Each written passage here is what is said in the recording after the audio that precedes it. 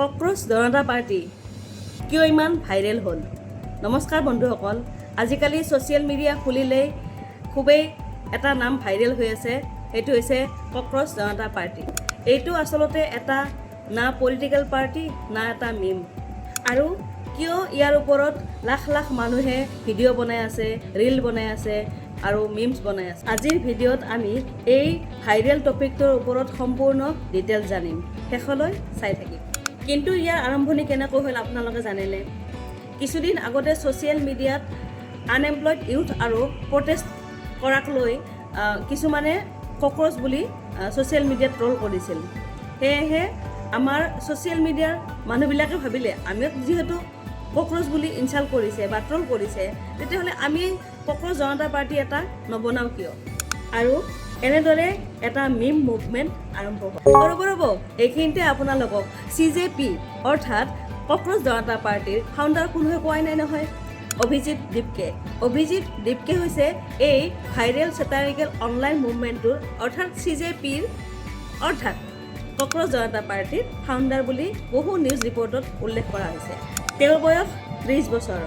তেওঁ ইণ্ডিয়াৰে হয়, কিন্তু USA বষ্টন ইউনিভাৰ্চিটিত পাব্লিক ৰিলেশ্যনছত ষ্টাডি কৰি আছে। তেখেতে 2020 পৰা 2023লৈকে আম আদমি পাৰ্টিৰ ছ'চিয়েল মিডিয়াৰ ভলেণ্টিয়াৰ হিচাপে কাম কৰিছে। 2026 16 মে'ত ককৰোচ জনতা পাৰ্টি আৰম্ভ কৰিছিল।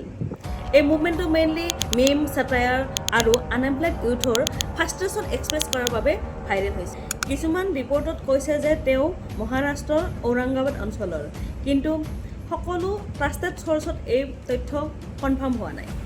CJP অৰ্থাৎ ককৰোচ জনতা পাৰ্টিৰ ৱেবছাইট আৰু ছ'চিয়েল মিডিয়া একাউণ্ট হেক হোৱা বুলি অভিজিত দীপকে দাবী কৰিছে।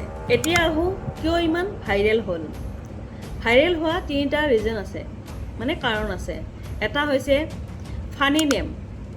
এই ককৰোচ আমি যে কওঁ কাপোৰ কাটা বুলি, আমাৰ গাঁৱলীয়া ভাষাত কাপোৰ কাটা বুলি কওঁ, আৰু কিছুমানে তেল ভোকা বুলি কয়। জেগা অনুসৰি বেলেগ বেলেগ নাম। সেয়ে সেই ককৰোচটোকো যে মানুহৰ এটা পাৰ্টিৰ এটা নাম দিব পাৰে, সেইটো এটা ফানি নেম নহয় জানো? তো সেয়েহে ফানি নেম অনুসৰি ভাইৰেল হৈছে নাম্বাৰ 1। নাম্বাৰ 2 হৈছে জেনজেড মিম হিউমাৰ, আৰু 3 নম্বৰ হৈছে ৰিয়েল ফ্ৰাষ্ট্ৰেশ্যন। চাকৰি নাই, এক্সাম পেপাৰ লিক আৰু কৰাপশ্যন, এইবোৰক লৈ অলৰেডি ফ্ৰাষ্ট্ৰেটেড হৈ আছিল। সেইকাৰণে মিমৰ মাধ্যমেৰে নিজৰ খং আৰু ফিলিং শ্বেয়াৰ কৰিবলৈ অভিজিত দীপকে এইটো আৰম্ভ কৰিছিল। এতিয়া আহোঁ ককৰোচক কিয় চিম্বল হিচাপে বাছি লৈছে। ককৰোচ মানেতো সকলোৱে জানে এটা ইনচেক্ট, মানে পোক, যিকোনো চিটুৱেশ্যনতে নিজকে ছাৰ্ভাইভ কৰিব পাৰে।